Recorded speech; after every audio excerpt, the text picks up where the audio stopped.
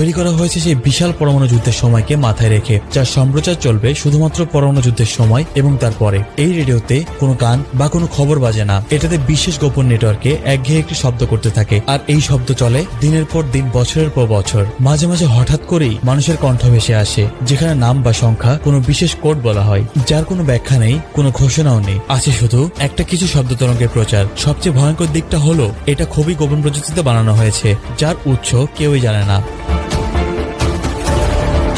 আকাশে ভেসে থাকা আধুনিক স্যাটেলাইট ধ্বংস হয়ে যেতে পারে, ইন্টারনেট বন্ধ হয়ে যেতে পারে, ফাইবার লাইন কেটে যেতে পারে, কিন্তু এই শর্ট ওয়েভ রেডিও নির্বিচ্ছিন্নভাবে কাজ করবে, কারণ এটা আকাশের শব্দ তরঙ্গ প্রতিফলনের মাধ্যমে 1000 কিলোমিটার দূর পর্যন্ত পৌঁছাতে পারে। এখন প্রশ্ন আসে, রাশিয়া কেন এই রেডিও আবার সামনে আনলো? তাহলে কি সত্যিই আমাদের সামনে কোনো ভয়ঙ্কর পরমাণু যুদ্ধ অপেক্ষা করছে? উত্তরটা খুবই সোজা। শক্তিশালী দেশগুলো কখনোই সরাসরি বার্তা দেয় না, তারা শুধু সংকেত দেয়। আমেরিকা যখন ডোমসডে প্ল্যান বের করে, সেটা শুধুমাত্র নিজেদের নিরাপত্তার জন্য নয়, সেটা একটি বার্তা, আমরা প্রস্তুত, আমাদের কমান্ড সিস্টেম রেডি করেছি, যে কোনো সময় মহাপ্রলয়ের জন্য বিশ্ববাসী প্রস্তুত হও।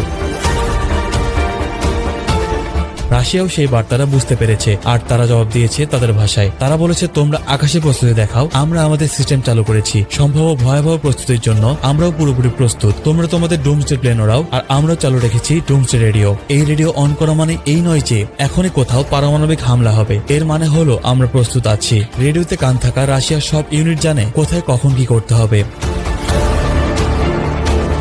এই ডোমসডে রেডিও সিগন্যাল শোনার পর থেকে একের পর এক মিটিং করছে বিশ্ব মোড়ল্লা, কারণটা কেউই সরাসরি কিছু বলছে না, কিন্তু সবাই বুঝতে পেরেছে পরিস্থিতি নজরে রাখার মতোই। শক্তিধর দেশগুলো যখন নীরবে কথা বলা শুরু করে, তখন বুঝতে হয় বিশ্ব রাজনীতির ভেতরে বড় খেলা চলছে। আর রাশিয়া এই খেলায় কখনো কণ্ঠ মোটা করে না, তারা শুধু ইঙ্গিতে বুঝিয়ে দেয়, ইঙ্গিতে হুমকি দেয়, আর ইঙ্গিতেই সব প্রস্তুতি সম্পন্ন করে। তবে বিশ্লেষকরা বলছেন, যুক্তরাষ্ট্রের ডোমসডে বিমান, রাশিয়ার ডোমসডে রেডিও, এইসব ধীরে ধীরে এই বিশ্বে আসন্ন একটি মহাপ্রলয়ের ইঙ্গিত দিচ্ছে।